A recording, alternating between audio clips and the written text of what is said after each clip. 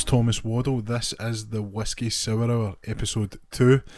In today's episode, we're joined by Calum Petrie. Thank you very much for having me, Thomas.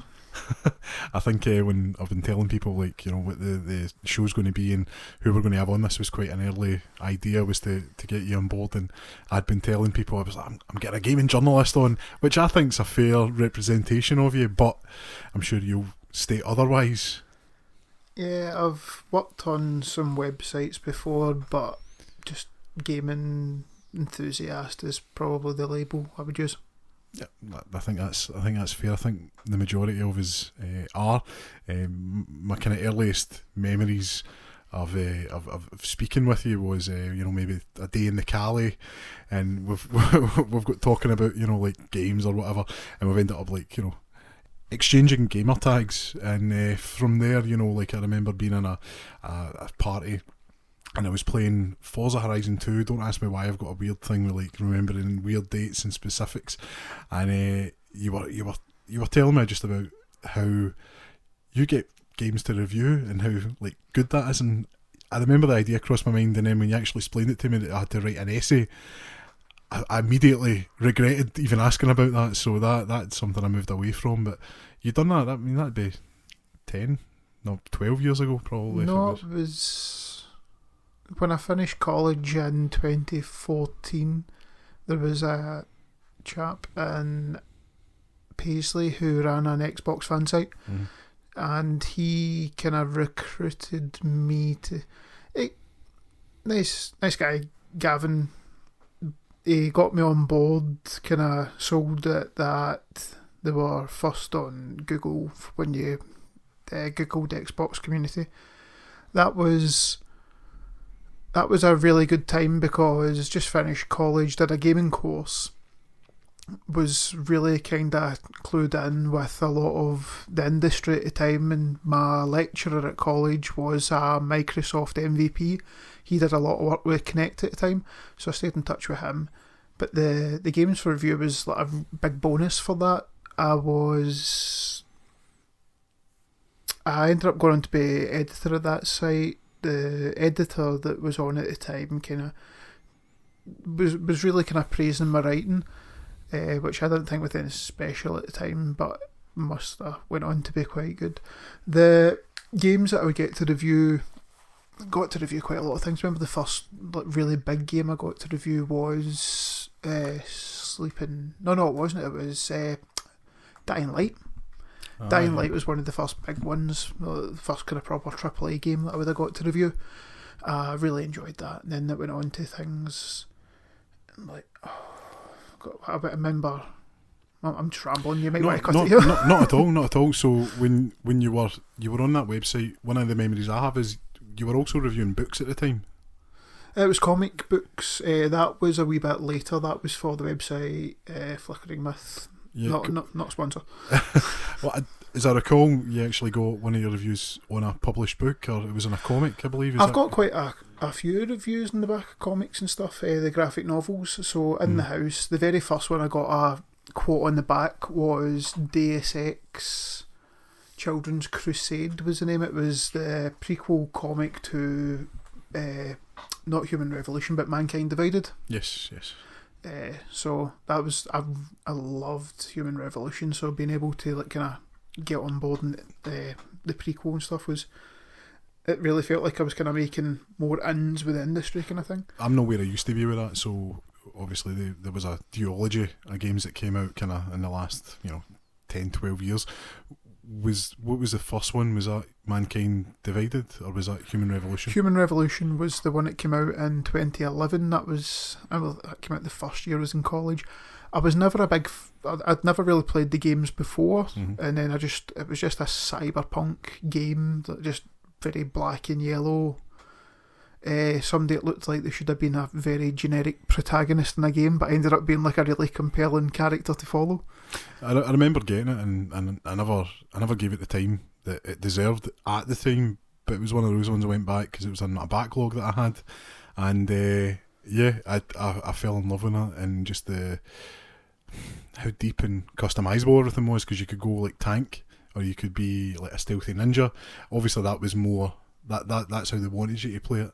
There was the different kind of achievements and stuff built into the game where, like, if you could do it without being caught or without raising an alarm at all, the masochist playthrough probably where there's lots of quick saving. I'll need to check, but I'm pretty sure I got the achievement for no kills, I think. See, I thought I got that, but I must not have done a quick load or something at one point. Which just at the time I remember the kind of uproar was you would get that achievement, but as part of the story you would kill like bosses.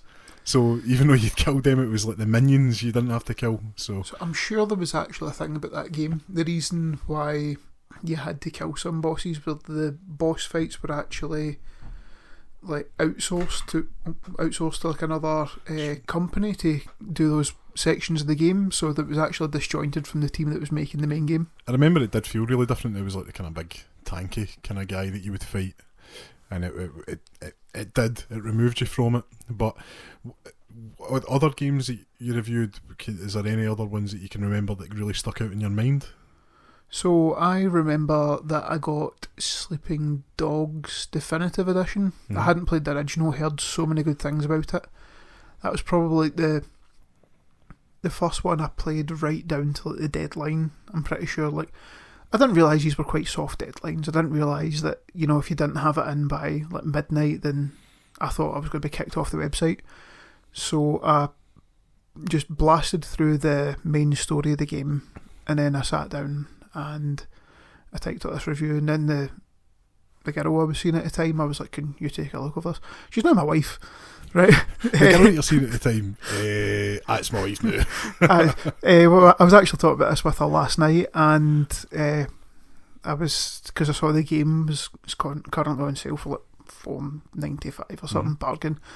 But I was like, oh, that's the one you helped me with the review, and she looked at me and she smiled and went, that 4 hours I was on the phone to you, and I was like, you helped me a lot, because I didn't know anything about writing properly. And she, I think she just sees that as quite a funny time. That was just a wee fun story that we have. I remember one of the kind of times that again sticks out, you know, of our time together. But I'd been in a car accident in the kind of summer of 2013, and whether I was down or whatever, I don't know if you maybe noticed something in that, but you were like, oh, here, play this, and it was the Devil May Cry remake, you know, the DMC, which, to be fair, I love. I'm not really into the original ones, but that one there was just, it was like, you know, it was just hardcore. There was no need for it to be as hardcore as what it was, but really enjoyed it. And you showed me, obviously, your den, basically, where you used to record everything, and kind of as you go in your hall, you know, I don't want to give away your layout of your house in case a Home Alone situation occurs, but you had your kind of cubby hole that you had everything in, and I remember thinking, well, like, you know, like that's, you know, this would have been like 12 years ago, so it was, I would say it's quite unheard of to have that kind of, you maybe have a computer, but you had like kind of everything set up, and you said it was terrible, but I just remember being like impressed at the scale.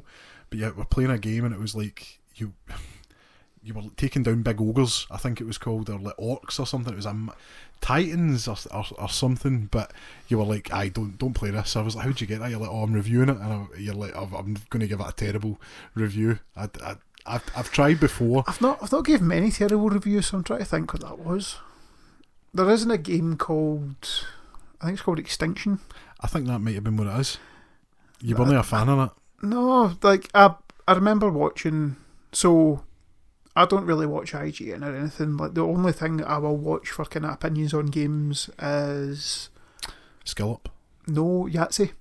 Oh, I don't Zero know Punctuation. That. Oh, right, okay. Now he's on to a new channel. It's called Fairly Ramblematic. But when he was doing Zero Punctuation, he had the exact same kind of. It's going to sound like I'm just bodying up with the big famous games reviewer, but no, it was probably a glorified indie game that was put at a AAA price point at the time, and it didn't really match up. It was probably a decent 6 out of 10, 5 out of 10. Maybe 3 by the time we finish this podcast. No, I know it's going. I just remember it and thinking, being quite impressed with the scale, but when you actually saw it, the animations and just nothing matched up. And I think you had, know that I played it, but I remember Shadow of the Colossus being huge, and the whole thing was, like traversing these titans, and you see them in, as I say, the scale, because at this point was that maybe 2 or 3 years into the current generation at the time, with Xbox One and PS4. I think that's what it would have been, yeah. And the scale was the kind of big selling point. The graphics weren't like light years ahead of the big jump between PlayStation 2 to PS3 and Xbox to 360. But I just remember being impressed with the scale, but the animations just weren't there. When you've got a game like Shadow of the Colossus, which would have came out probably close to 10 years prior to this, maybe 9 years. That kind of put me off a wee bit, and in your words, I was like, I don't think I'm going to get into that. But I actually influence somebody's opinion on a game. Do tell. No, just what you said. Oh, just mine. I thought somebody came back to you like, I read your review, and that was it. But just, is there any other ones that stand out? Did you ever get feedback from like maybe not a developer, because it's kind of like self-congratulatory, but did you ever get someone coming and saying, look, I really appreciate your words, we worked really hard on this? Was there anything like that? I don't think there was any that... Oh, sorry. There was a series of like kind of FMV games that came out. They're published by Wales Interactive. There was the game like the Shape-Shifting Detective. Okay.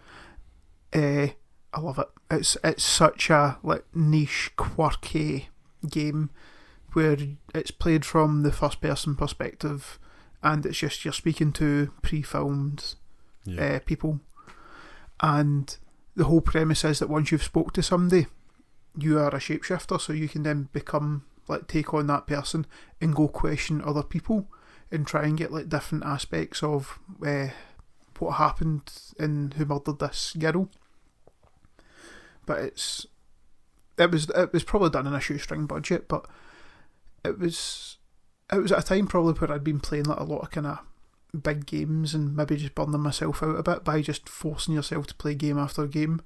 It sounds really good, but you do get fed up when you realise that you're not playing anything for yourself and you're just constantly playing. It was a job that didn't pay, and I don't think I ever really get any pay for any of the writing I did. I'm not saying that I'm done writing either. Like I will go back to it. I was helping my friend Alton on his Facebook page for a while. We were getting games to review. Of course, yeah, and that I believe like it was massive. The community there was huge. Some of the it's a phenomenal community. Yeah, and you also you good conversations, good debates. Just because you were always one for putting up. It was never like pitting characters against one another, but you'd always be like, what are your thoughts on blah blah blah. Like if it's Arthur Morgan for Red Dead or something, and you would always get like a good conversation. I always used to read the comments, and you would see like my relationship with that character is different for somebody else's and the reasons why, and you would get pretty well written responses to these to these comments. And I used to find as well, like being a part of that, not that you're adding people or getting to know them personally, but you used to get like just like nice little stories like, I went to Van Horn and this happened, and I was like, that never happened to me. That's quite interesting. So probably the game that got the most traction whenever we posted about it on the Xbox page was Fable 2. Regardless of what you posted by Fable 2, you would get like triple, quadrupled interactions. And we were hitting like a lot of interactions. Like, I can't really take a lot of the credit for everything Xbox. It was Alton. Like he organically grew that. And like he was just a genius for how he done it, and I still talk to him. I messaged him literally just before we started recording. He just posted to me saying that he got a invite to the network test of the new Elden Ring spin-off. Oh, I can't remember the name. It's a series that I don't claim to. You can as a big FromSoft fan, I'm honestly not looking up right now as well. Night Rain, that was it. Obviously, it was Night Rain. So obviously, like you've done that. What's your thoughts as to why the likes of Fable 2 and there's other games I would imagine that would jump out as well. Like I think you've got Fable 2, but certainly something like BioShock or something. Like those kind of ones, you're just going to get a massive peak. I think it's the time that they came out, the games were just ahead of the curve in certain ways. You know, maybe Fable had its jank about it, but there was something ridiculously endearing, whether it's the humour or the art style or even just having a dog makes a big difference. So, for probably between the two, I would say Bioshock. Bioshock was like the new flagship of what you were expecting from a game at that point. The fact that you could hot swap between your plasmid. I'm going to keep hitting this monitor. I'm so sorry. No, you can move. We can move that. That's fine. That's fine. The plasmids on one side, then you had the really kind of interesting looking guns. And yes. I remember that you could increase the magazine. It was like end up off the screen. So how big it was. I'm a big. You know, you can show me stats increasing all you want, but like Fable, we were talking about. Like the eviler you are, if for anybody that's not played it, the eviler or the gooder you are, which isn't the gooderer, you either became more angelic or more demonic. You grew horns or obtained a halo. Yeah, exactly. So you would do that, and then in Bioshock, like you're saying, first of all, obviously you would get your plasmid, which, you know, if it was like, you know, it was basically body horror. So you would inject yourself with, you know, the I can't remember it. I don't think it was Adam. I think Adam was what you consumed to be able to use these powers. It's getting very I think it was Eve. Eve.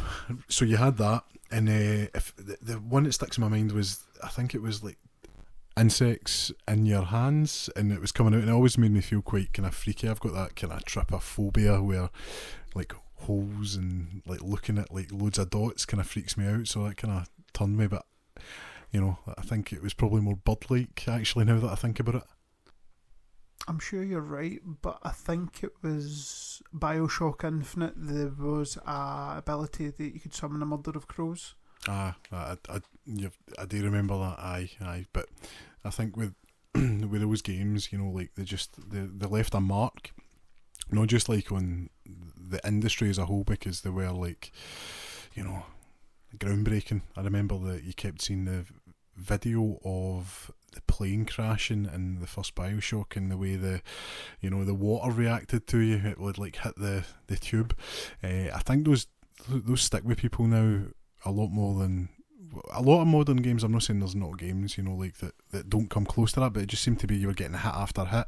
I think if you were to look at certain years like 2007 or, you know, like even like 1998, you know, there was so many games that came out that like earth shattering, you know. Like, I don't want to sound pretentious when I say this, but there was definitely at that point the kind of PS3, Xbox 360 era. It was hand in hand where game storytelling was kind of progressing with the technology that games could push out, and the fact that you were able to have those little effects even when you were playing something like The Darkness. Yeah.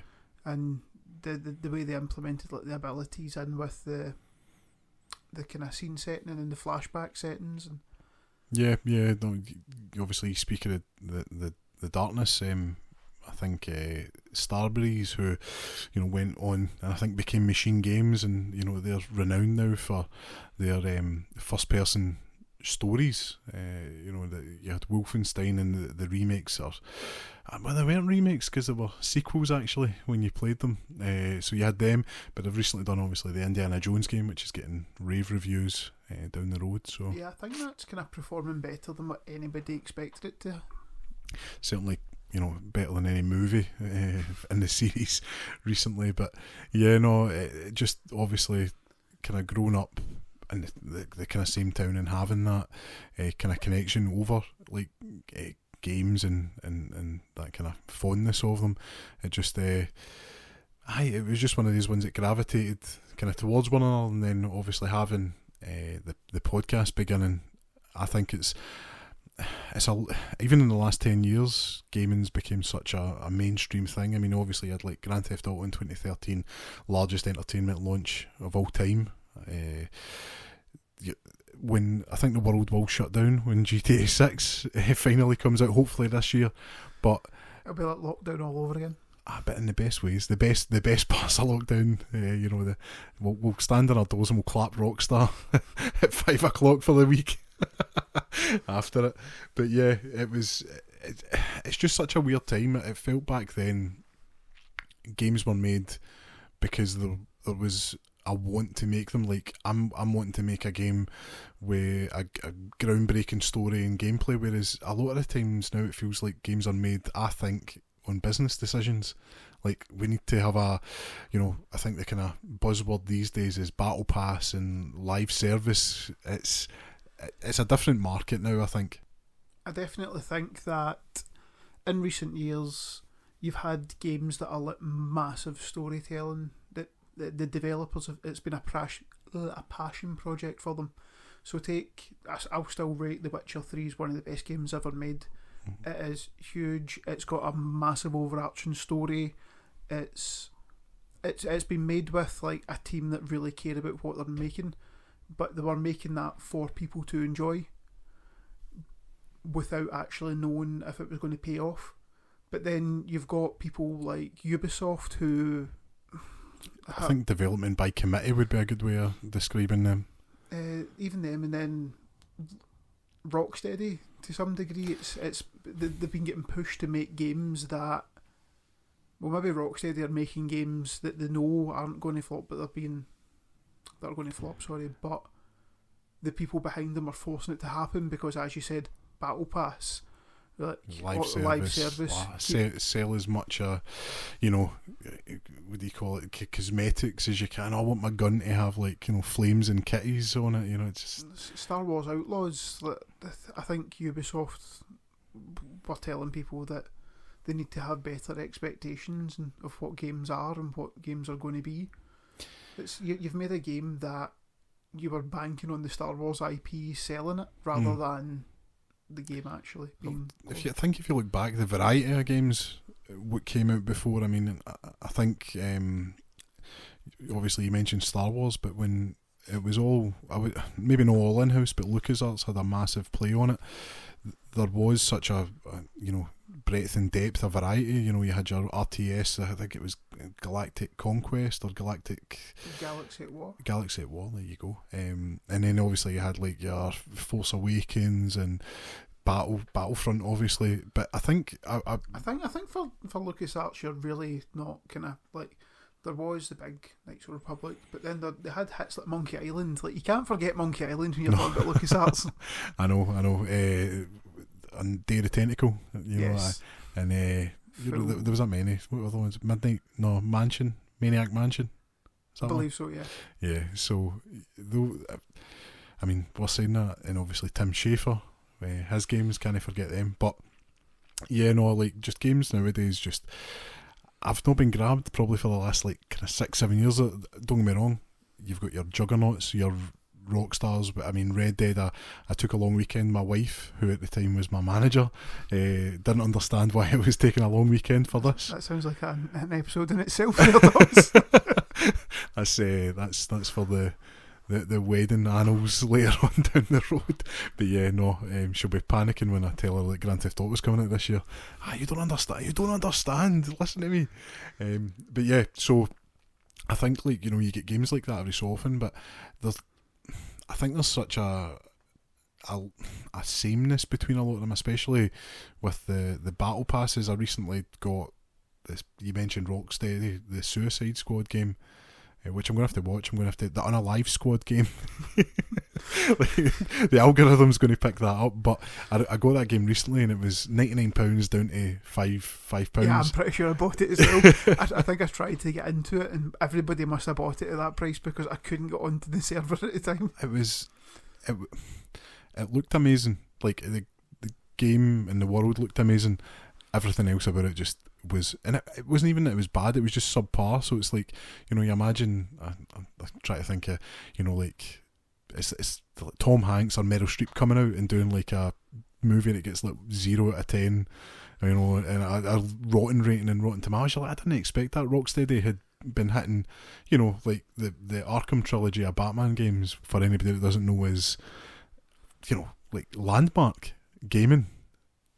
If you wouldn't be able to have like the Lord of the Rings, Shadow of War, Mordor games, you wouldn't have Mad Max. I know that's all in house with Warner Brothers, but you might not even have the Spider-Man game, which is heavily, not so much the powers based, but it's the combat is basically just Arkham. It's definitely been influenced by. the Arkham games. And what do we do when we're making the Suicide Squad? We're like, we'll get rid of that, and we're just going to have really poor shooting. And the traversal was fine, getting about the city was, and it looked pretty. And you're banking on the popularity after the James Gunn films, and I think probably everybody was just wanting, well, they were banking on everybody wanting to play as King Shark. Aye, I know, it's Samoa Joe. You know, the greatest character. To be fair, like the thing is, as a film and a movie, it's great, but the gameplay just wasn't there. Some laugh out loud moments in it. I still laugh at the double take gif of Captain Boomerang. Amazing. Just a ridiculous game. I can't believe that they done that, and they just spat out. But I think that is a state of, I think that's the state of the industry at the time. I think now, don't get me wrong, there was day one patches back in the day, and there was patches that made game better, but when you actually get a game now, I can't. We spoke before the podcast about, you know, what have you been playing, and I said, I'd go to the UFC. Now, that's not because the game is bad, but it's just because, you know, money is limited. You don't want to be going out and spending £70, so it came to Game Pass, and I got it. But when I've got it, it's all these extra characters and all that. You're getting games now that are either incomplete or they're banking on a patch, that's going to fix a game. That is irksome, you know, like, to say the least. There was a meme going about a while ago, and it was games like 15 years ago, and it showed you like the Big Mac meal, the burger, the fries, the drink, and then now it's like games nowadays. You get the actual burger, no bun, nothing, and it goes, the DLC, and it's like the tomato, the lettuce, the burgers, and then all like season pass content. It's like all the fries individually. That's the way it's gone, and it's the perfect analogy because that's the visual representation of it. No, absolutely. It's difficult to, obviously, I'm 30, 32, going to be 33 this year. You know, for all I still feel like a daft young guy. I've actually, you know, like, you can look back and you've got like a generation of people have grown up and no had that, where you could go to like Game or Game Station back in the day, and you could, you know, like get like 5 absolute amazing games for like £30, for £20. You could pick up the Uncharted trilogy. One of the best things I used to like doing, which you don't really do these days because most things are backwards compatible. Picking up a console at the end of its generation and being able to go and buy all these bangers that are just like one after one for like £2. I got the Uncharted games with my PS3, and you just don't get games like that anymore. I've got a confession to make. You've never played Uncharted? No, I've played a bit. Oh, fair enough. It's not really my. I think it felt a lot more scripted, and it felt a bit more linear than what I'd been playing at the time. Uncharted? Yeah.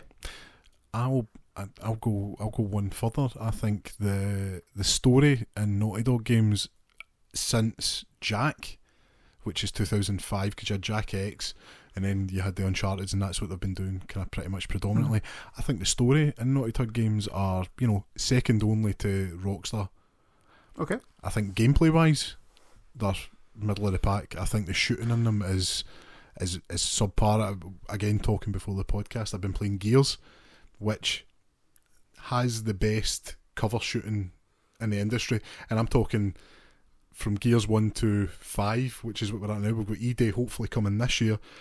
That is, to me, like the pinnacle. And when you go back and play Uncharted, it's really loose. And Last of Us is different because it's a bit stealthier, but the Uncharted games, set piece wise, story wise, boom, you know, pinnacle. Everything else, I'd argue a lot with that. That wasn't even my confession, Thomas. I'm sorry. I've been wanting to speak about that for a while. It's alright. My confession was that all those games that you would pick up from like Game and Game Station, you go in with like 4 PlayStation 2 games for £20. Oh, those were the days. I must have like close to 100 of them sitting in the house still unplayed. And in the back of my head, I keep telling myself, one day I'm just going to hook the PS2 back up and play a couple of them. So the last time I'd done that, we'd mentioned COVID earlier, I'd set up my PlayStation Mini, PlayStation 2 Mini, which is a beautiful console, just so ridiculously good. so good. So I'd set that up, and it was sports, because there was no sports at the time. I really wanted to watch football, and I put in like it was like the FIFA 2004 and Championship Manager and those kind of ones, and that was the last time I had it up. And I was similar to you. I had all these games that I'd maybe played once or twice, and I was like, I'm going to get back into playing that, and I'm going to do it, and life just gets in the way. I just cannot. It does. It sounds ridiculous, but like you do have to kind of find that sacrifice as you kind of get a bit older, where maybe I do want to sleep a bit more and not sacrifice sleep for gaming. No, absolutely. Like, I think, as I say, 32, going to be 33 this year, and I was looking just back, a young thing, just a young pup. I was looking back over, because I've had, and this is something we'll get on to later on, because I've been ingrained in the Xbox kind of ecosystem for probably the best part of two decades now coming up. You can go back and look at like achievements. So we mentioned Gears of War, that was 2006. That year I got a 360, I got Gears of War, and I got SmackDown vs Raw 2007, and that was when I first got the internet as well. So you can actually see when your achievements were, and we're getting dangerously close to me having 20-year-old achievements, which is it's just staggering. But my worry, going forward, is what happens when this ecosystem goes away, because the likelihood is we're not going to have Xbox as a platform. I personally think that, and that's what a lot of people are kind of thinking going down the road. So I just worry about that kind of stuff. It doesn't keep me up at night, but I do worry. Like, I was never big on the kind of fanboy. Like, as I say, I reviewed games. I had all the consoles. I was cannot. No, much like yourself. Like, I kind of that digital profile, that gamer tag, that kind of history of everything I built up, my achievements, was all linked to Xbox. And like, I've got a PlayStation account. I do play games on the PlayStation. For multiplayer, when the jump happened from Xbox 360, where all your friends were on Xbox 360, you come in from work or school, you put it on, everybody. I remember when Grand Theft Auto 5 came out, everybody was playing Grand Theft Auto 5. It was, I think, the last time there was a unanimous. That's what I was going to say. That's when you know something was big, because you go into your game. I mean, my game list, not my game list, my friend list now is so sparse. It's so sad. You go to somebody, that boys that I know that are still on Facebook, but their gamer profile is dead. It's like it's still got an Xbox 360 avatar in the picture. You're like, they've been away for some time now. They've done away with the Xbox One avatars. You don't get the new ones anymore. Is that where you could like make them have like wheelchairs and stuff, and it was about inclusivity? The prosthetic arms. So have they done away with them all, or is it just? Yeah, my wife was quite big. She liked kind of messing about with hers, customising it kind of thing. She went on yesterday, the day before, to just customise it because I think she wanted to kind of change the hair to a ponytail or something. And then it was just saying this app's not supported anymore, and you can only go back and use the Xbox 360 ones. Right. And I think it's because when the Xbox 360 ones released, it was at the height when like Mii's were a thing, and but they were actually making games where it was relevant to have your avatar, like Kingdom of Keflings. Don't know if anybody actually ever played that. But then Doritos Crash Course. Jinx. that was the one. Everybody loved Doritos Crash Course. But then, did you ever play the game Seen It, Lights Camera Action?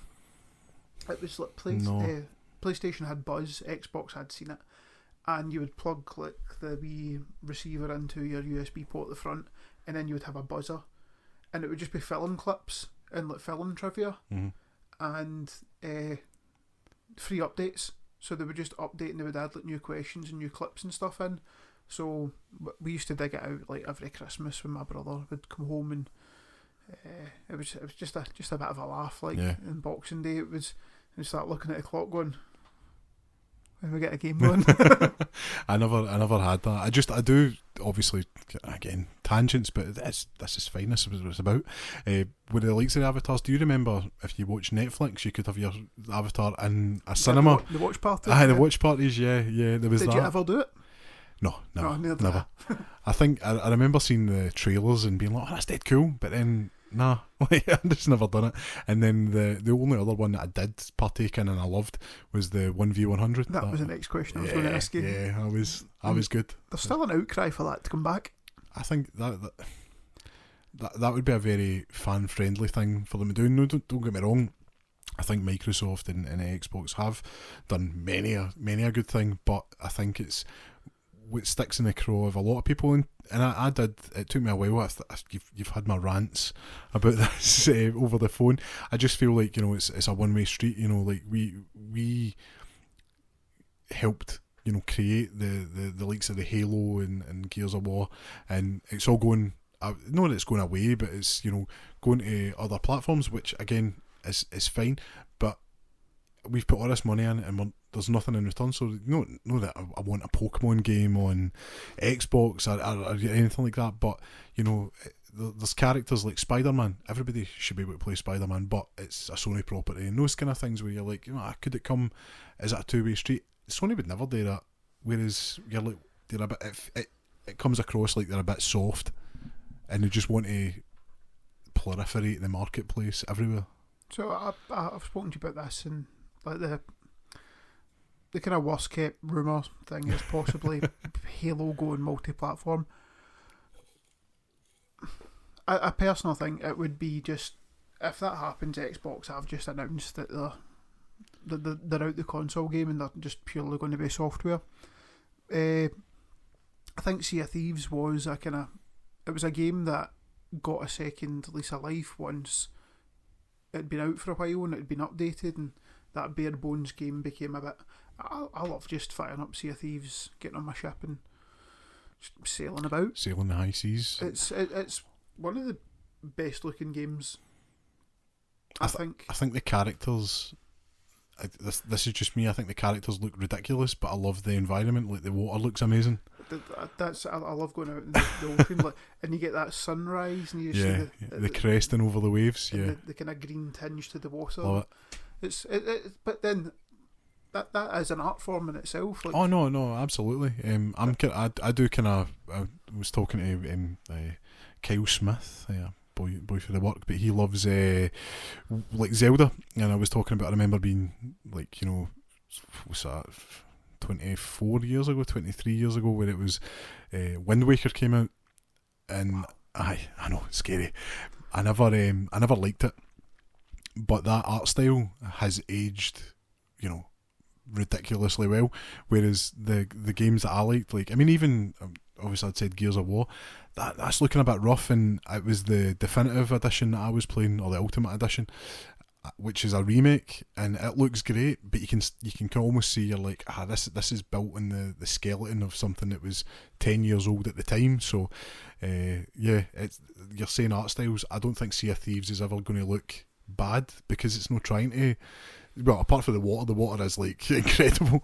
Yeah. But it was the same with the Assassin's Creed Black Flag. The water and the actual ship playing that looked amazing. So good that they thought they could spin it off, and look how that turned out. How long did they wait? Like 9 years. 9 years. Well, it was 2014 because it came out. We're talking here. You've got Assassin's Creed Black Flag, and it was supposed to be a sequel spin-off that then became Skull and Bones, I think. Yeah, so they tried to do just the ship combat. I've got to stop reading that. That's your knees. It's my bag. Carrying this podcast. I'm kidding. That's it. Get out now. Yeah, Black Flag was probably the last big change in the Assassin's Creed formula. This is just tangent after tangent. Listen, I love it. You have given me a run order here that we've. We'll get to that. Well, you're saying big change. I think, like, gameplay wise, the trilogy that came out recently, is it Origins, Odyssey, and Valhalla? Yeah. I think that was the death nail for that franchise. I know. Listen, I know people love it. There's actually been one more after that, Mirage.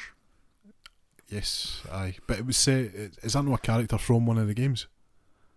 Unsure. I'm not sure. I just know it went very much back to the roots and followed kind of a similar timeline. No, one of my friends, Peter at the time, when Valhalla came out, was all over it, and he was like, Have you ever seen the pictures? Which is this is really dark. But have you ever seen the pictures of people before the war and then after it, of that kind of 10-yard stare or 7-yard stare? That's what every time I spoke to Peter, he'd been playing Valhalla. He's like, it's amazing, the graphics, and it does look amazing. And then you would ask him, like, oh, how many hours you played it now? He's like 40, 50, 60. It got into the hundreds of hours and he hadn't finished it. And I'm like, you're no selling me in that. And this guy just was getting absolutely done in at Valhalla. It went on and on, which is a bit like my kind of rambling, but there is an end to this. You created a podcast, so you're rambling, so don't you dare apologise. Yeah, well, that's true. I did.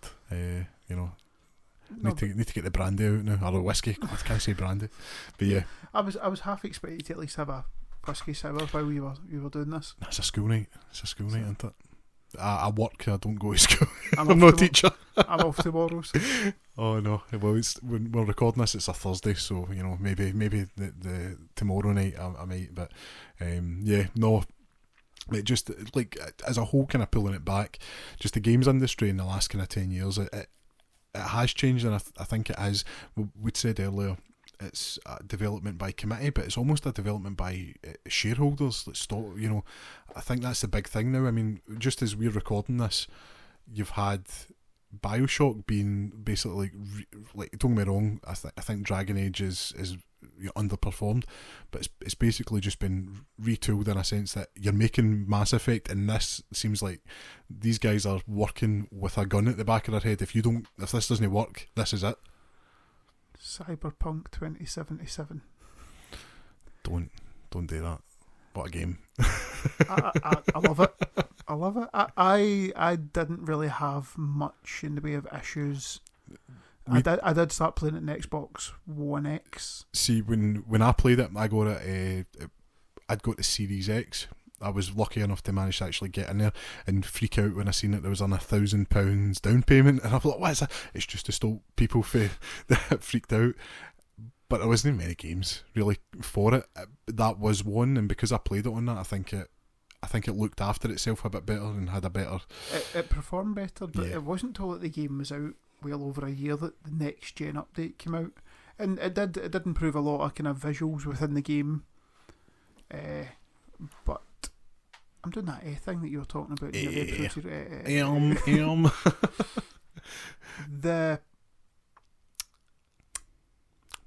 it's ASMR all of a sudden. We're no editing it. We're pillowing through. The fact that was a game probably pushed out by shareholders rather than admitted that the development team didn't have faith in it when they released it, and they got panned so hard for it. Like every bit of reputation they'd built up, every bit of goodwill. Well, you mentioned The Witcher. For anybody who doesn't know, it was the same development company. Calum mentioned The Witcher 3. It was the same development company in that game. There's few games that can sell over 10 million. There's few games that can sell over 20 million. They've done it twice now. Because Cyberpunk, the end of the story is that it's, regarded ridiculously high, but it's took 3 years really to get to that point, because where we are now. Yeah. And then they've had a DLC which was like widely well received as well. Phantom Liberty, I believe. I bought it with my Microsoft reward points, got it for free. There you go. But I have yet to play it because I completed Cyberpunk 2077 the week before the next gen update came out. So then I turned my character on, and all like 90 points that I had for upgrading my character, I had to respec every single one of them. Went back with a totally unspec'd character, and they'd changed some of the skill tree. So if I was going to go back to the game, I was just going to start a brand new character. I think I would probably do the same. I played it to a point, and it was like we were talking about earlier, like if a game's over, once you get to like 20 hours, and I don't sit and play the game for like 10 hours at a time, this isn't 2012, I know, I would love to be able to do that, but I treat it almost like a TV show, maybe.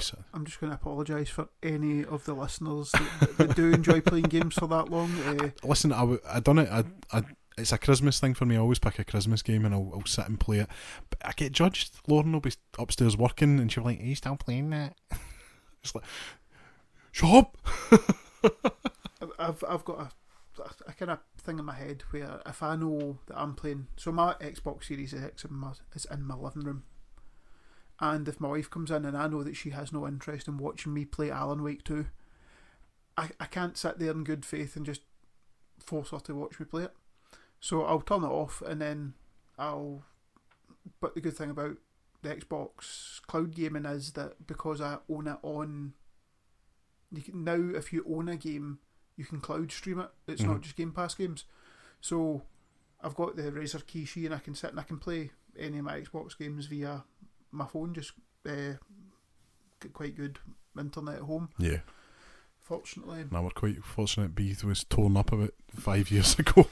And you know the lines were upgraded, so the internet is pretty good here. But the like sitting down and playing a game for as long as that, I do enjoy it. Like, I done it with God of War Ragnarok when it came out, and Guardians of the Galaxy. But I need to do something. I need to take the dogs a 2.5 hour walk to justify being able to do that. Like, I've earned this. But games now that are like 60, 70, 80 hours is a standard playthrough, that to me is difficult. That's like 7.5 seasons of a show or something, and I would struggle to sit through that anyway. So it's like, for me, the kind of Goldilocks zone of a game is like 20 hours, and maybe if I really like it, I'll 25 to 100% that game. Okay, so Xbox just had the developer showcase last week. Yes. What one of the games that discussed could you see yourself sitting and potentially have that sweet kind of 20-hour? Doom Dark Ages. I'm not a Doom guy. Mate, neither am I. So I grew up with Doom. My dad, who had like an Intellivision, Mega Drive. We got a PlayStation, and it was the Williams port of Doom. I can't play the computer version because it's the MIDI sound, and I know people have a great deal of fondness for that. I love I'm sure it was Williams or Midway done the port for the PlayStation, and it had a really badass cover with a guy with a shotgun blowing a cyber demon in half, which you can't do in the game because a cyber demon is just going to walk through you with the shotgun. But the music in that was really good, and it still sticks in my mind. It was very similar to the N64, like the N64 version of Doom, and it had quite a kind of heavy, kind of ominous soundtrack. Those are the Dooms I grew up with, and even up to a point, Doom 3, which was like very much survival horror. It came out on the original Xbox, and it was one that my dad had bought, and I think I remember getting that and Half-Life 2, which probably isn't the best way to play that game on our original Xbox, but it was amazing at the time. Those to me are Doom, and as much as I love the soundtracks of the new ones, it took me a lot to get into Eternal, and 2016 I liked a lot more than Eternal. I didn't like Eternal as much, and Dark Ages looks like a return to that, but it also looks too gamified. Like, there'll be energy weapons fired at you, but you can only hit a certain one because it's a certain colour. Like, why can I not just hit the first one because my timing will be good? Like, things like that. Are you talking in regards to the new one? And There's Saw Shield? Yeah, Saw Shield, and you can see in the trailer there's, I don't know if it's a Mancubus, one of the enemies anyways, like throwing energy waves at you, and it's like you're dodging them, which is fine, but there's a green one, and that's the one that the player hits back. Why can I not hit the first one? Because I want to keep moving. I know they're trying to slow this down. I'm pretty sure in that developer direct they said that you could parry any attack. Did they say that? I'm sure they did. I hope, but then why would they colour it then? It just, because they're lying.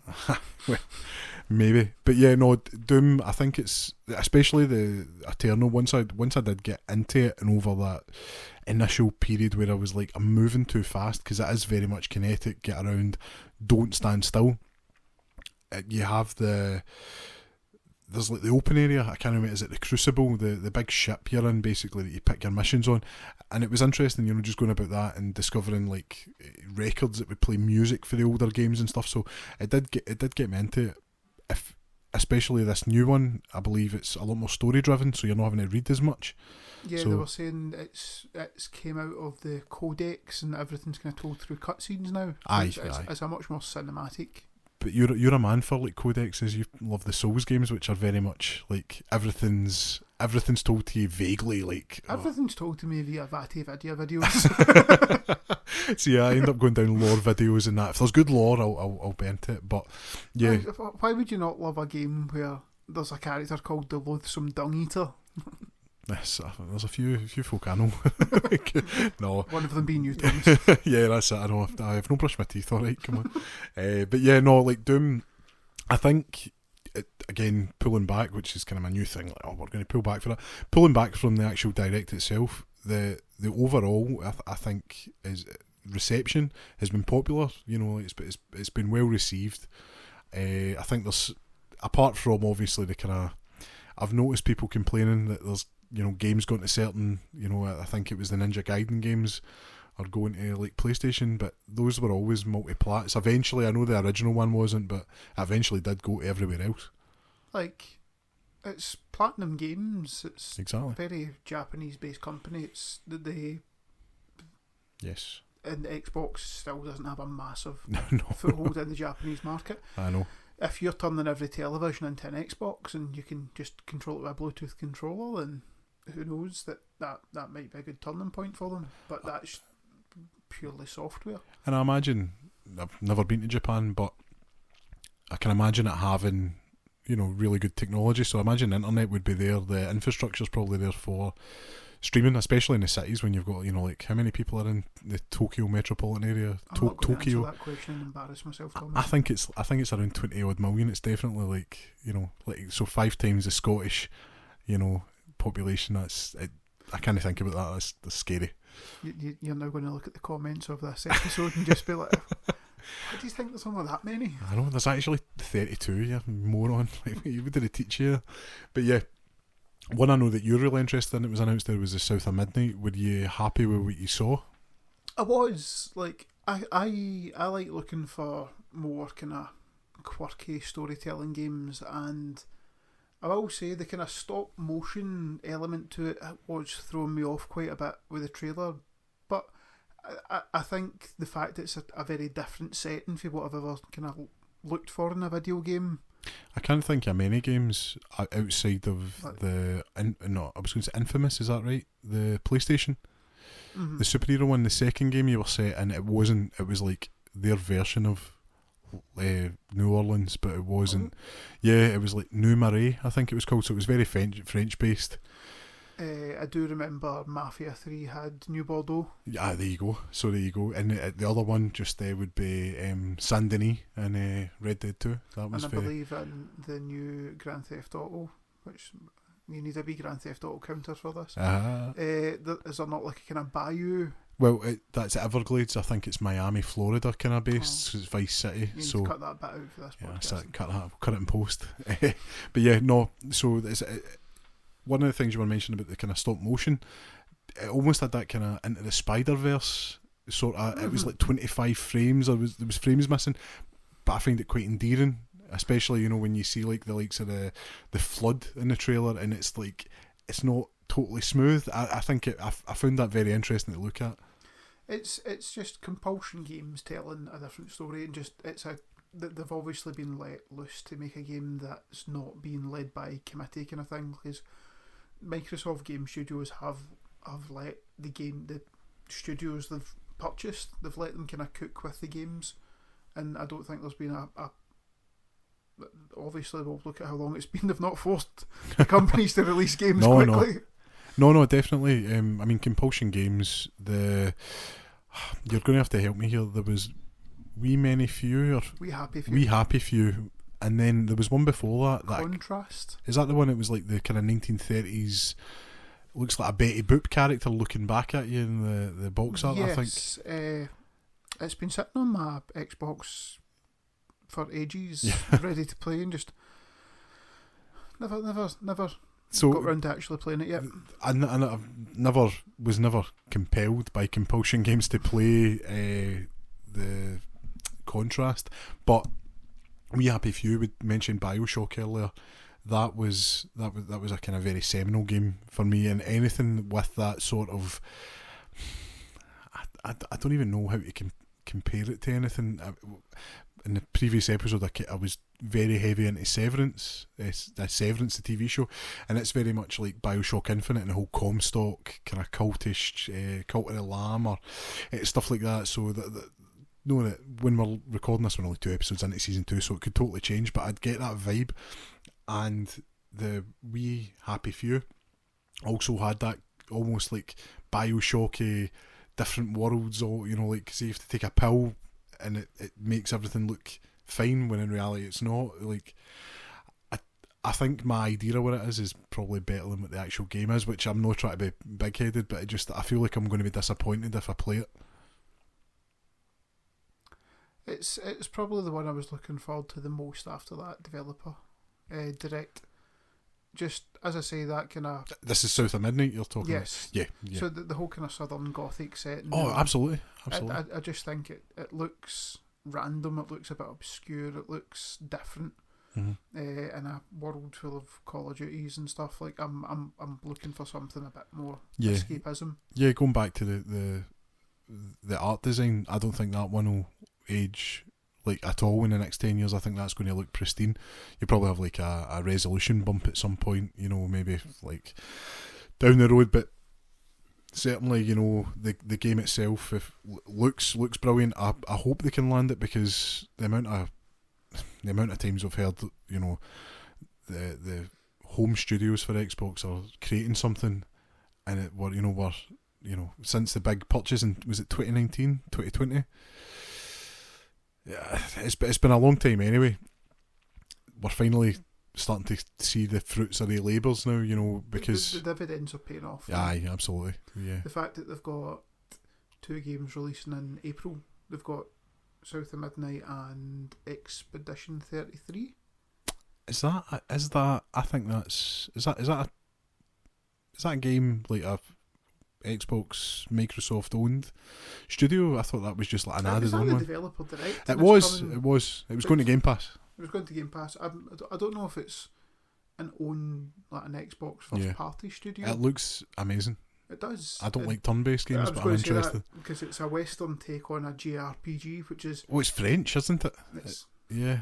It looks... She's in the West, Thomas, yes. Oh, no, I know that, but I just mean when it's not, like, I mean specifically, like, it's very French. I don't know what the... It's based around French Renaissance architecture and kind of style and stuff. It did look... I wasn't sure what to expect from it, and then when they were explaining the story about every year there's some kind of prophet or something appears, and the number, anybody under that age or anybody above that age passes away.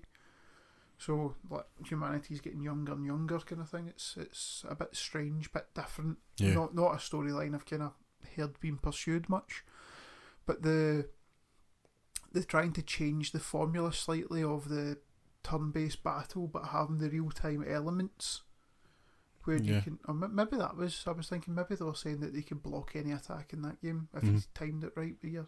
It could be. I'd watched it, and to be honest, it kind of washed over it. A lot of the stuff I wasn't. I felt like I wasn't taking it in as much as what I should be. Usually, I watch those things live as they happen, or I watch within like the hour of it being released. But it took me a few days to get through watching all 4 games. Yeah, and I don't know if that's me kind of not being interested in them. Like, as I say, I'm not a Doom person, so that being on last, I wasn't really fussed. Ninja Gaiden, never really been a massive fan of it, but if it's coming to Game Pass, I'm probably going to give it a shot. Like, why not? Why? It's not going to cost me anything extra on top of my subscription to play it. No, absolutely, and it's one of those things where I'm quite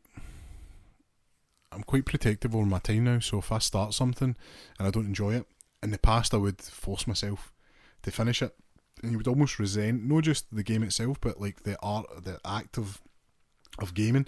Whereas now, if I don't like something, I'll just jump straight off it. I think Space Truckers was on there, just wasn't for me. Just played it for like 5 minutes, was like, nah, don't like this. Boom, off. I do enjoy the fact that these games come to Game Pass, that you don't even have to install them. You can cloud stream them. Yeah, of course. So I'll treat that like a demo. I'll play half an hour of a game, and if I'm going to sink some time into it, I'll probably download it just so I'm going to have a bit more of a smoother experience. But for those kind of lower end games like Octopath Traveler, that streams really well. Yeah, of course. Which is turn-based as well, I believe, is that yes, right? Yeah. It's very much back to kind of a 2.5D Yeah. style isometric screen. Mm-hmm. Very much an homage to the early Final Fantasy. No, I've actually seen that, and I'm not one. I never really grew up with those games. The most Japanese kind of developed games I had outside of Metal Gear Solid was Pokemon, so that was my limit to that. So the Final Fantasy games I never played, and even the remakes that came out recently, I never really got into. But you're talking about the streaming being a big aspect of it, and obviously the current advertising campaign is everything is an Xbox. Do you think that exclusivity, obviously we were talking about all games eventually migrating to other systems, do you think just they would ever keep something purely, this is stream only, like you can only play it on this tier of Game Pass, like similar to what they're doing now with the premium?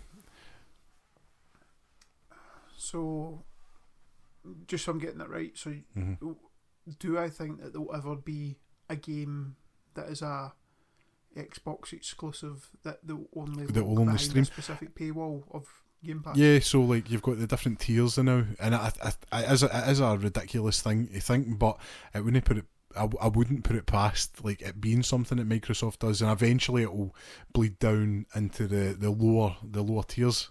Well, I know for a fact it's not going to be a Halo game, because no. Halo games have just not been properly Halo since Bungie left. I'd probably say Reach was the last one that was properly a Halo game. I really like 4, and I enjoyed 5 even though it was panned. Infinite, I loved at the time, and I don't remember anything about it, so I have not really played much of Infinite. I keep loading it up and I'm in the middle of a base and I can't remember what direction I'm supposed to be going, and I'm getting shot from every direction, and I should probably just restart it at this point because it might be easier. Halo 4, I'll say I did enjoy. It felt like 343's version of a Bungie game, and yes, then when you moved into Halo 5, that was them. Like shackles were off, like they were making their own, and I'm with you that opening sequence to Halo 5, the Spartans are jumping out and then they go down the side of the mountain. It's like something in a movie. That it's just ridiculously. That make you want to slap your mama. It's just the good stuff. And you get Nathan Fillion in there, so like anything with Nathan Fillion's decent. Of course. But yeah, I think the marketing campaign damaged that, because you had the idea of what it was. If it was marketed better, I think maybe people would be like, it's not my favourite Halo, but it's not terrible. And that was the Master Chief getting battered off somebody that isn't a Master Chief. So not only that, there was the accompanying podcast, if you remember that. Oh, I remember that. That was good. That? Keegan-Michael Key's, was that right?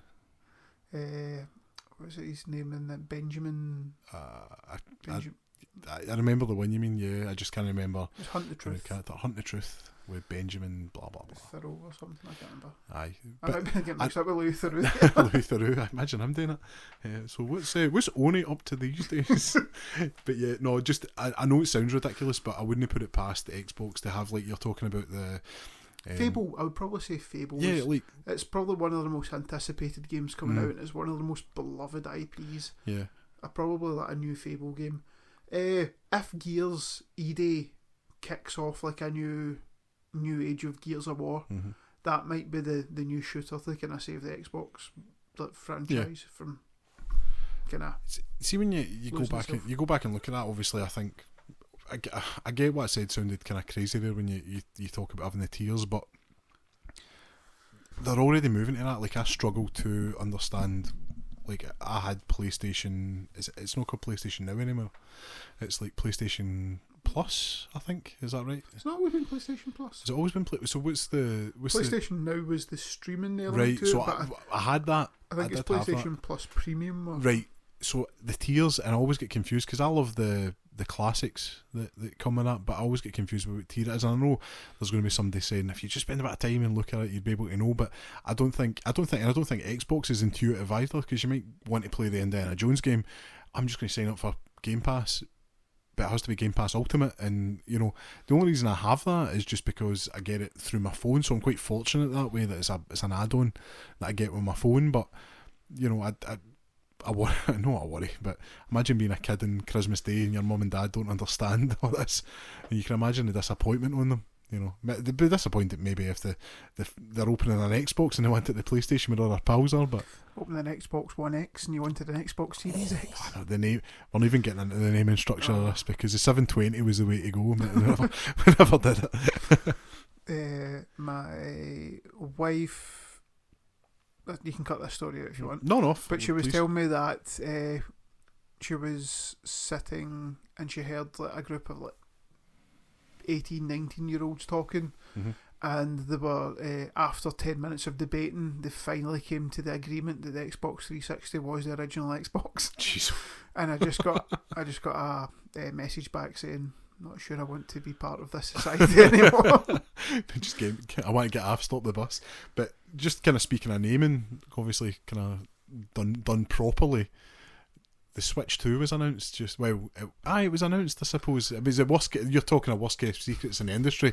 I would argue that the Switch 2 even being a thing, because Nintendo just went, dark on it, so that there was something going on there.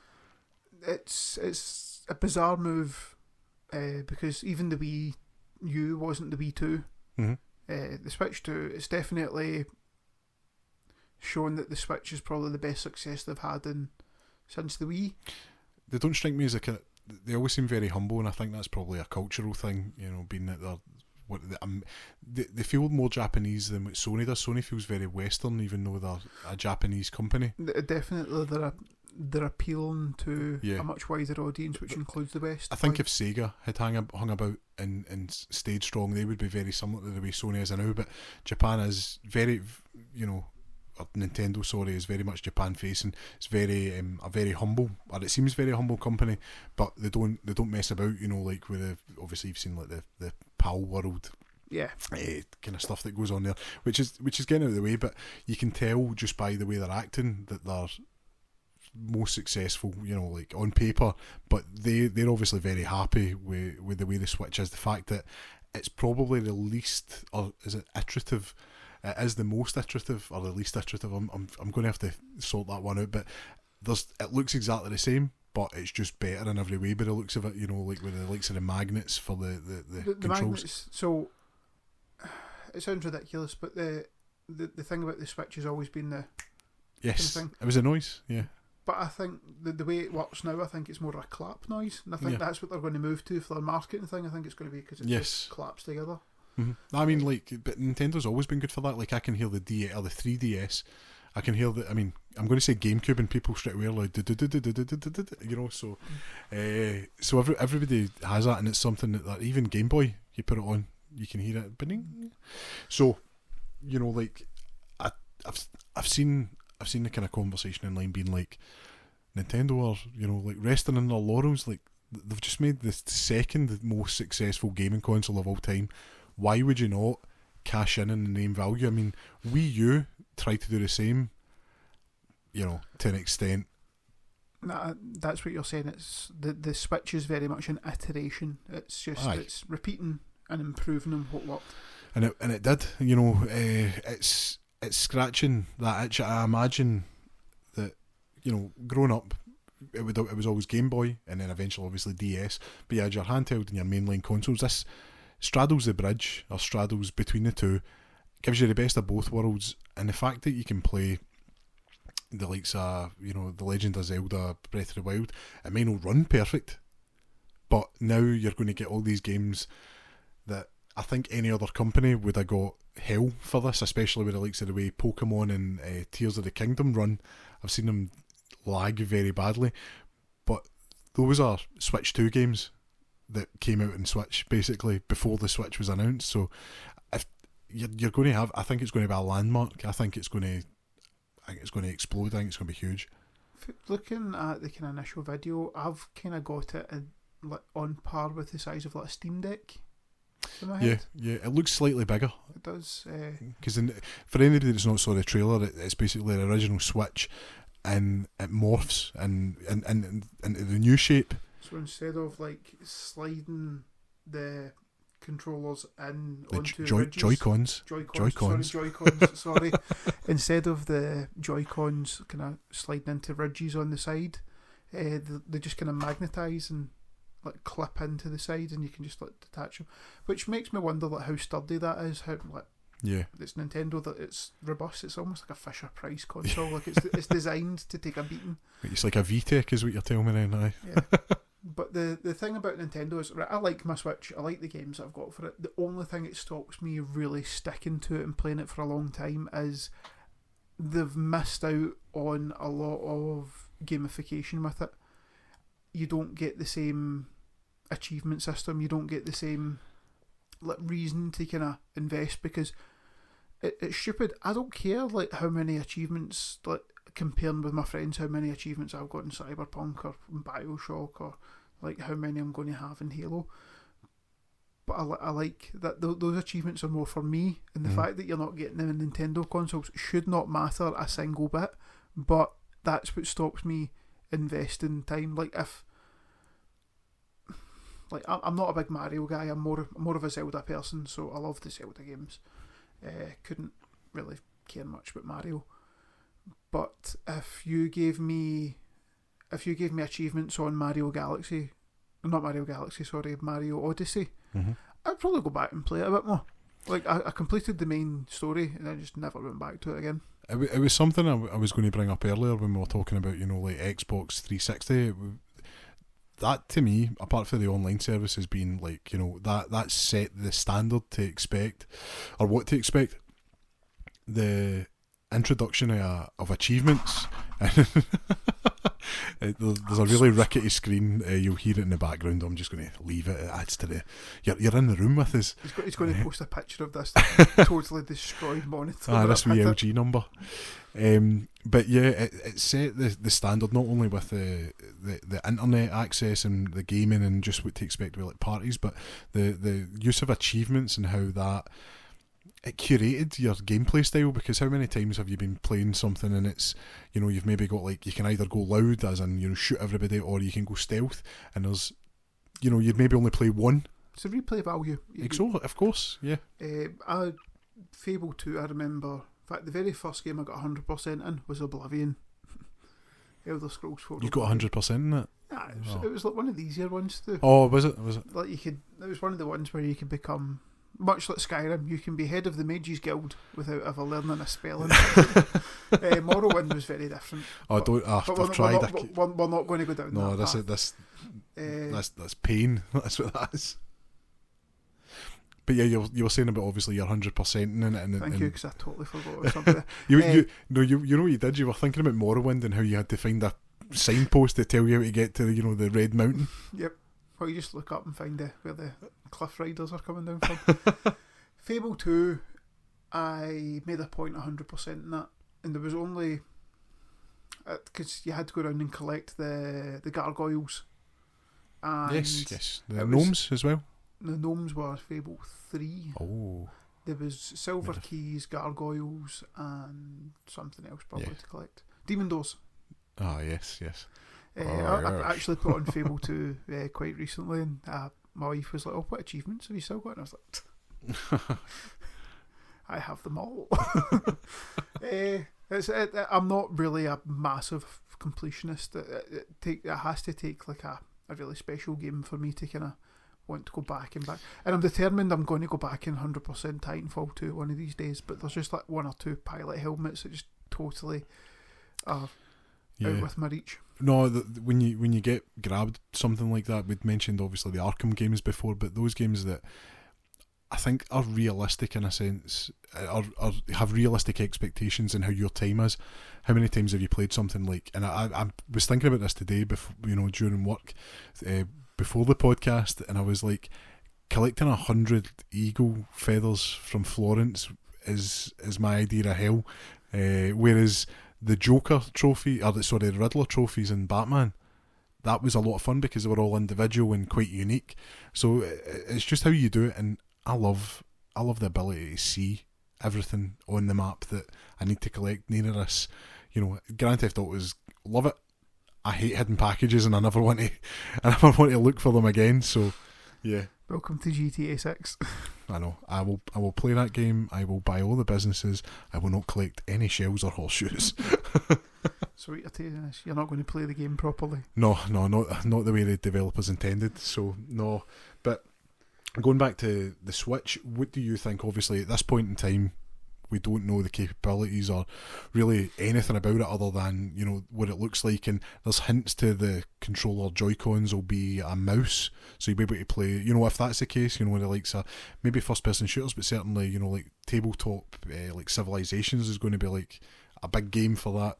Give me an air hockey game, that's all I want. Oh mate, can you imagine that? That would be unreal. God, I love air hockey. So I just went after. I was playing the Sonic one, and then the Pac-Man one where all the pucks come in. Oh man! Oh. There's a game on Game Pass just now, Road 86. I've seen that. Yeah. There's an air hockey mini game in that. And at one point they're like, "Oh, do you want to play air hockey for money?" And I'm like, "Aye, yeah." Just bet 20 quid on yourself to win an air hockey game, and the same tactics apply. Just move your hand rapidly and just hope for the best. No, listen, that's it. I think where do you think technology wise, or where do you think technology wise it will land with regards to how it will be able to run games? Because the Series X, and I know I'm not a big PC gamer. I'm only getting into PCs obviously since really starting the podcast, but to me the PlayStation 5, PlayStation 5 Plus, which is the wettest fart of all time, and the Series X, they're powerhouses in a sense that the games do look amazing, and I know computers are going to look better than that. Do you think the Switch with the form factor will be able to fit in close to that, so you can play certain games, or do you think it's just going to do again its own thing? I would like to think that we do have things like the Steam Decks and your ROG Allies and that you have comparable. They have the processing power, and they have like the displays to put out these graphics, and I don't see why Nintendo would.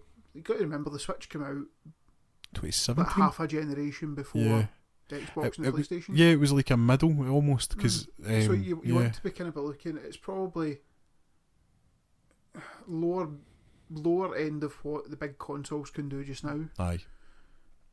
And it might have an 8-10 year life cycle kind of thing on it. Well, that's it. I think it should be able to run decent games for the next the amount 5 of games years that, at least. Well, do you think people that maybe haven't, because we're quite fortunate in that we've got the disposable income, we can have multiple consoles. Maybe you've got the one person that's like been Nintendo all their days, played all that, and the amount of games they've missed, like the likes of, again, we're talking about like Batman, but Batman Arkham Knight, was 10 years old, or it's 10 years old this year. Really? Yeah. That game looks ridiculous. Like that was pinnacle graphics back like 10 years ago, and it still looks amazing today. The Switch wouldn't be able to do that, and that came out 2 years after. Did you ever do the things on the Switch where you could play Control, but it was basically streaming the game? So similar to what you're doing with your xCloud, Yeah. That I remember Hitman. I remember Hitman doing it. I never played it. I remember reading about it, and it was getting middle of the road reviews. So, like, I think it was a way of them to try and stay relevant with the bigger games, but just the console didn't have the ability to hold up. But even it was ambitious trying to put The Witcher 3 on it. Well, that's it. I mean, I remember at the time, because The Witcher 3 again would have been 2 years old, 2015. What a year for games, by the way. But the Witcher 3 being on it, and that was a very compromised version of that game. When you consider, the Series X, I think, would have came out, and the PlayStation Pro would have been out around the same time, and they were much superior graphically. But what the Switch does is the things that Nintendo do really well, it just excels at. So the Zelda games, that art style, the Mario games. I mean, again, I'm not a big Mario guy. The 2D Marios are great. Not really for me. I would much rather play like a Rayman or something like that. I think they're too floaty, but iconic, absolutely. I think that the Switch just does all those things like perfect, and it's what somebody wants. So I'm hoping that when the Switch 2 comes out, somebody that maybe hasn't left that ecosystem gets to play these games in a playable sense, because the worst thing you can do, graphics is one thing, frame rate to me kills a game. If the frame rate's not, you could give me compromised graphics as long as I'm hitting 30 or 60. First thing I will do in a modern game is quality or performance mode. I'm Absolutely. going to pick performance mode, because 9 times out of 10 still looks ridiculous. Exactly. And then I remember when the PS5 version of, I think it was Miles Morales came out, or was it Spider-Man 2, one of them anyway, and it was like, we've got a performance or a graphics mode, and it was almost like a month after it, they were like, you know what, we're putting them together, so you don't need to worry about them. So it's ray tracing and performance together. So hopefully, as I say, it would be so nice for somebody, as I say, that doesn't have the disposable income, wants to just spend, like, they say it's £300 or $350 on a Switch, and then they get to experience those games. I mean, like, we're talking about going back at the end of a console generation. Now, don't get me wrong, there'll be a premium to play, for, like Halo, if the Master Chief Collection goes there. But my God, can you imagine playing that for the first time? Your mind will melt, like just how good that would be. Because there's nothing else like that on a Nintendo console. First time playing Halo 2 and just hear, regret. But hopefully Breaking Benjamin's still in that, because when you walk into that room and the Civil War's happening, man, like... I remember when I got the Master Chief Collection, you were saying, Breaking Benjamin better still be in it. I still, listen, that's part of the gym playlist, that gets blasted many a times probably. At least once a week I get a wee bit of Breaking Benjamin in there. But speaking, like, obviously, what's your thoughts on where do you think we'll be, like, at the end of the year, looking back? Like, do you have any insight, or your own personal insight, and where do you think we'll be at the end of the year? I think it will be a good year for Xbox releases, because they're finally getting... Did they not predict they had, like, the capability of putting out, like, a new game every month? First party? I think, was it not quarter? It was like every quarter there's going to be something. But I mean, I think with the... Don't know what you would expect with the amount of studios they put out, at least. I think... But once a quarter, I'll take that. Listen, absolutely. If you could say to me, even outside of gaming, I'd spoke about films in the last episode, if you could say to me, it's different with that, like once a month, but if you think of the three consoles, so like Nintendo, PlayStation and Xbox, if there was some sort of agreement, obviously if Xbox games are going to them all now, to say there's going to be one big game a month or something to that extent, you would knock their hand off. I mean, how many, I can't remember off the top of my head, but if you were to go back, there's been some dead years. 2015, I think, in paper, it's been like a dead generation for Xbox. I think it's been a really poor generation in general. There's been so much. I'm talking about the Xbox One era. Oh, well, I mean, 2013, that was, I remember the day after the announcement with, was it Don Matrick? It was like, post Xbox One launch was just, it's like dead. It was like walking the streets. It was dire. It was, and I don't think they're fully recovered for that. Even no, they came off the back of the Xbox 360 generation, and when it came to things like E3 and those kind of showcases, it was, they had the kind of guts to go first and show everything, and they were taking the risks. I think probably the Kinect had a big thing to do with that, where that paid off. That was a risk that kind of paid dividends for them. yeah. But then when the Xbox One came out, then it was just easy for, like, Sony to then turn around and go, our whole marketing campaign is better than Xbox, lol. I mean, it was to an extent. Obviously, you need to think that Xbox were maybe just a bit too trigger happy. They should have held off, because the physical side of it was still a big thing then. Obviously, that's fell away massively now. We're in the home studio. I've got like a wall of basically home Blu-rays, and I used to have games, and I've kind of moved away from that. I like to keep the kind of Blu-rays just because of the quality, because games you download in their completions, or 150 gig streaming, and that's still nowhere I need to be for that. But at the time, that was Xbox's big thing, you know, like the DRM, and you couldn't share games. And to this day, I'm like, what were you thinking? You know, what is that? Like, the PC market was getting absolutely slated for it at the time. Why did they think it was acceptable to put it onto console? It was crazy. I remember. Fair enough. I've usually got my console on standby mode and it's always connected to the internet. Doesn't mean like I want the option taken away from me that I can turn it off. Exactly. I mean, I think around the same time as well, you had SimCity, the remake that came out. I think that was like 2014, so it was in that kind of zeitgeist, you know, at the time, and it was dragged over the coals because of that, having the always online mentality. And even back then, MD that remembers having a multiplayer game, you had the codes to be able to play like the multiplayer pass. Remember that? It was EA Games were quite bad for it. If you bought a second-hand game, you had to re-download the ability to play online. Oh, did that last long though? It was maybe 3 years, but those were dark times. Because I don't really remember it that much. I do remember the fact that the Xbox One came bundled with the Kinect 2, which added like $100 to the price. I quite liked it. I was really sad the day mine stopped working.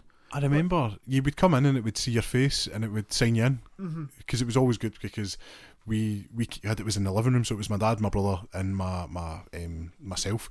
Forgetting who I am there. You would walk in and it would see you with a controller in your hand, or just even your face, and hello Thomas, hello Alistair, hello blah blah blah. So you would do that. It'd be good. But I did like how if a game had a season pass or had like a pre-order bonus or something in the box, basically it just came with a QR code, and instead of typing in that 25 digits, you just held the QR code up to the Kinect. I put my hand up to you so if everybody can see what I'm doing. Aye, you give me a red card. And it just did it for you. It was like a highly intelligent piece of kit that just was not used properly, and it was never integrated into games properly. There was some games that took advantage of it. It was almost like a glorified iToy to an extent. You would play like Burnout Paradise and your picture would get taken, and Need for Speed done it as well with the speed traps. Other than that, like you're not the controls never worked that well. I got a game for a review at one point, and I think it was called Through. And what it is it was almost like I think I played it as a multiplayer, but you didn't really need to. One person would be needed to stand in the view of the Kinect. Right. Another person would control the character on screen, but you would have to make like a bridge, or like you would say there was like a chasm of like lava. You would need to be like water, and you would need to like move yourself along the Kinect, and the person would need to stay within your silhouette on the screen. I don't remember that. That would have been good. That sounds good. As I say, it was an indie game, and it was using the Kinect differently from what other games were doing. That's it. I mean, it wasn't just Kinect Sports 2 or whatever. Yeah, I mean, you had the Kinect Sports and the Kinect Adventure. I'd mentioned iToy there. Everybody remembers the window washing game or the ninja game. There was just Kinect. I mean, you had Kinectimals, but who played that? And then, where's Milo? Where's my Milo? That was a Peter Molyneux. That was never going to happen. That was never happening. Speaking of Fable, obviously, I should have mentioned that earlier, but yeah. Milo is the same place where those real-time growth trees are in Fable. That and the Killzone 2 gameplay trailer. They all just sit together in that limbo. But yeah, so do you think by the end of the year, Xbox will still be in the gaming, as in console makers, or do you think they would have? Because there is rumours that there is an Xbox Prime. That's the rumour. I personally think there's at least going to be one more Xbox console generation. Yeah, I do. I think they've invested too much just to go purely digital. Plus, it's Microsoft. It's not as if they're ever going to struggle for money. To be fair, they could buy Sony Interactive Entertainment. Do you not think that there was almost like a narrative created that Xbox was like the plucky underdog to Sony, like, you know, especially during the last generation when Sony was, or even this generation, where like Sony are thrashing Xbox, and you're like, oh, these guys are just out there, you know, they're plucky, and they're getting, you're like, hold on a minute, like this, Microsoft are talking about buying TikTok, like, what is going on? This is wild. You forget Microsoft are richer than some nations. Yeah, you know, it's wild. Out with that, do you have any other kind of thoughts on where we'll be at the end of the year? To be honest, it's for gaming. No, I've kind of been focusing more on like reading and stuff recently. So like, my time for games, I do still do the game a month thing, and I post on. Absolutely, Twitter, yeah. I try and just pick a game I've never completed before, and that gives me like a reason to kind of go back and keep playing games and playing something different, because you get halfway through a month and you're like, oh crap, I've not got 60 hours to sink into a game. What are these indie games on Game Pass like? Or that's great. What's in the ever-growing Steam library? No, I took a kind of leaf out your book and started that, and it was games. I mean, I played obviously Gears. I'd played that, but I'd been doing that, and it's quite good just to pick something that's totally out your wheelhouse and just enjoy it. It's like go on Netflix, pick a TV show that you might like. You might not, but you might fall in love with it. So but that one is actually easier said than done. Well, I find it easier to pick a game off Game Pass and pick something off Netflix. I suppose It can, you can, I don't know what it is. There is something about that. You end up spending more time. There's too much choice. Aye, that's fair.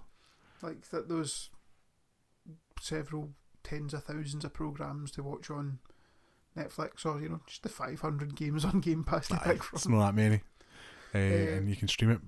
But so you've got Game Pass, but have you looked much at the kind of PlayStation equivalent?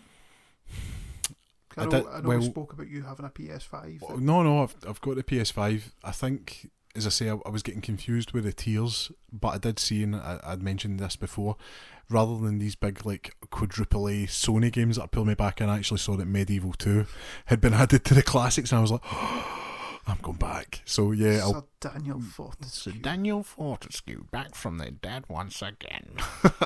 Did you have the PlayStation demo disc by any chance? Oh yeah, of course. The second one especially, like that just holds up. The blunderbuss. Yeah, the blunderbuss and the Iron Slugger, the big red thing you had to box. It was just, listen, great games, and I'll put it on for that. But no, I've not gave it much thought. But again, the thing with Game Pass is because all the first party games go to it, and having Ultimate EA Plays bundled in with that, so the games like Madden, I love like American sports. I played them more than I played football, even though I love football. I can play them because after, like, you can time it almost perfect, because the Super Bowl's coming up. When that's done, Madden will be added to it. I'll play that for 3 weeks, maybe 2 weeks, and then I'm done with it and I'm putting it away. So you don't have that with the PlayStation. If PlayStation games started getting added more regularly, then you know I would. But is there anything you would recommend on it? You know, have you've obviously got one at the moment? Yeah, I've got a loan of a PS5 at the moment. My friend gave me a loan of one because he bought it purely to play Final Fantasy VII Rebirth, and when he completed it, he just get dismantled and put in a bag to sit in the corner of the room. That's what I was saying. It's a literal white elephant in my living room. But that's the thing. Like, touching back slightly on what I was talking about before, this has gone back God knows how long in this conversation. Yeah. But when it was going from, I adopted the Xbox One and everybody else was jumping to PS4. Yeah. Because of how bad the announcement was. But over the next few years, all those people came back, and I started seeing them appearing on Xbox, and they were playing games on Xbox, and I actually managed to get back to party chatting, and it was a very, you kind of felt like a bit on an island where all your wee avatars and all your friends on every night, and then you kind of jumped to the new console, and it was like maybe this is moving to like a new town or a new city or something, not knowing anybody, and then all of a sudden your pals have all moved with you. No, I found that as well when I was on it. Much with this generation, like same again, everybody started getting Xboxes and stuff towards the end of the generation, because I think it's a better place to play multiplayer. Yeah, no. I would play my multi-platform games on Xbox because it's where my friends play. Mm. And I'll play first-party games on PlayStation. Yeah, I think I I mean, I love the PlayStation controller. Like, I wish more games took advantage of it. I've actually got the opportunity, to play the. I was going to say Little Big Planet. It's not. It's Astrobot. It's no Playroom. It's the Astrobot Worlds. Astrobot full game. Yes. I've got the opportunity to get that, and I will play that eventually, just because how endearing the character is, but how tactile it is with the haptic feedback. So that's one thing, like if down the road, maybe don't give us any of your games, but can we get your controller? That'd be really cool. Like in Gears, feeling the reload with that'd be really good. Actually, I was playing the remote play, so you know how the PlayStation Portal, you can you can just do it with a tablet, just as long as it's on the same Wi-Fi network. But you have to connect your DualSense the controller to the tablet, but because it was already linked, Xbox xCloud cloud streaming doesn't need you to use an Xbox controller. So I was sitting playing Starfield with a PS5 controller on an Android tablet. Blasphemy! What is this? And the thing came up to press X to open the door, and I looked at the controller and went, I'm having an aneurysm here. Aye, no, that's it. And even then, I keep hearing people saying it's actually a shape, it's a cross, not an X. You're like, what? Get out of here. What is this? No. But the games on PlayStation, I've been playing Final Fantasy VII Rebirth just because that was the game my pal gave me with the console. Of course. I did, on the PS4, pick up Death Stranding. Nice. And played a bit of that, and I didn't realise that PlayStation don't have cloud save unless you're a premium member. Oh, I never. See, again, talking about the tiers, I never knew that. That'd be a big thing for me. I had to pay 1 month to transfer my save from the PS4 to the PS5, so I could keep playing my Death Stranding save. That's one thing I think. I remember when I got because I had a PS4 Pro, and I got the PS5. Oh no, I got the PS5 purely for Spider-Man, but off the back of that as well, because I do enjoy PlayStation a lot. I grew up with that. You can say that, it's not a dirty secret. I know, but you're just. I think this sounds a very pro. I'm pro gaming. It's not. At this point, Xboxes are used to hearing this. So it's okay. Listen, I love it. But the accessibility on the likes of the PlayStation, I can't speak for Nintendo how this is, but when you put if you put a Xbox One game into the Xbox, and oh, by the way, there's a updated version of this for Series X and S. There you go. That's it. PlayStation never had that, and even to this day when I put it on, I've platinumed God of War. Loved it. I find it difficult to be I don't want to spend a tenner to buy something again that I've already got, just to have a higher resolution. So that's one thing I wish, if there is going to be some kind of cross pollination, they take the intuitiveness of Xbox Live and apply that to the kind of PlayStation Network as a whole. That'd be quite good. If that happens this year, that'd be quite nice. I'd maybe get back into it. Is that in your wish list, your predictions? Yeah, no, I would say so. I think Xbox seem very open to sharing, ideas and obviously games. So I think if they came to it, I don't think Sony would ask for that. I think people are happy, but I think people that's never played on an Xbox and people that go between them, I think you'd be very hard pressed to say no. The network and the PlayStation run is easier to use than the Xbox. I think it's so much easier to download, and we talked about the quick launch. Or the quick resume function. Quick resume. So yeah, having that would be nice. So I don't know if that's something that could be baked in eventually to PlayStation, but being able to just boot up your console and jump straight back into a game. Being able to unplug your console and then take it round to your pal's house, plug everything back in, and the quick resume still working. Incredible. On multiple games. It's just a ridiculous bit of kit. I mean, the big thing with this generation is the load times, and for me, quick resume. That's I couldn't go back to that. I mean, loading's one thing. You don't mind how you put Skyrim in, and it you used to love Bethesda games as a whole, moving the statues and stuff, and now you don't get a chance. You go to and it's boom, gone. So and you get your wee tips. Playing Fallout 4 and the enamel pins, turning them round and taking a look at them. And no, that's it. What one was that? I don't know. I missed it. Gone. That's it. What Dwemer Ruin was that? We are an hour and 40 minutes into the Whisky Sour Hour. This is the Whisky Sour Hours podcast, but I do apologise if don't you dare. It's been an absolute pleasure. I'm aware of the time and kind of where we are, but is there anything you're working on at the moment you want to plug wise? Is there any websites? You're wearing your XBL top and that. It's a classic, it's vintage. A classic. I was grabbing a hoodie anyway out of the house. Didn't want to sit with a big bulky fleece on. I'm not currently working on anything journalism wise or that. Just enjoying a bit of time to myself, catching up with some books and playing some games for me for a change. Yes, and obviously we mentioned Ultan before with kind of the Xbox side of things. Is there anything kind of in the pipeline there? Is there anything you can share with us? He moved on to another page, Everything Geek. All right. It's slowly building up, but he's started his own kind of website and stuff regarding it as well. So that's brilliant. He's been starting to post things on that. I have got a login. I will help him and stuff eventually. Was probably just feeling a bit burnt out with stuff recently, so I thought it was time to kind of... Even though it's January, you're still kind of getting over the hangover.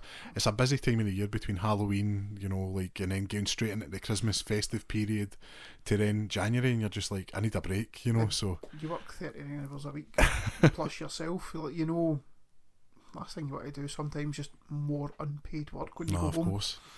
Of course, well, as you take up this podcast. As I take up this podcast, I know, but I've actually enjoyed it. I can't believe we're nearly an hour and 40 minutes in. That's half a Lord of the Rings, the Fellowship of the Rings, which is exciting. But obviously, if you've enjoyed the podcast, you can follow us on Facebook at The Whisky Sour Hour. If you want to get in contact with us, you've got contact at thewhiskyshourhour.com, and remember, we've got our email. It's very exciting. Obviously the website is under construction at the moment. When it does, you'll be able to find us on all the socials. We'll show you where all that is. We also have Instagram, again, The Whisky Sour Hour. Jump on there. And whenever you listen to your podcast, if you could give us a rating, fire a comment on there, let us know what you think. YouTube, Spotify, Amazon Music, and soon to be Apple Music, which is very exciting. So, without kind of taking up any more of your time, I've been Thomas Waddle. This has been Calum Petrie. This was the Whisky Sour Hours. Cheers.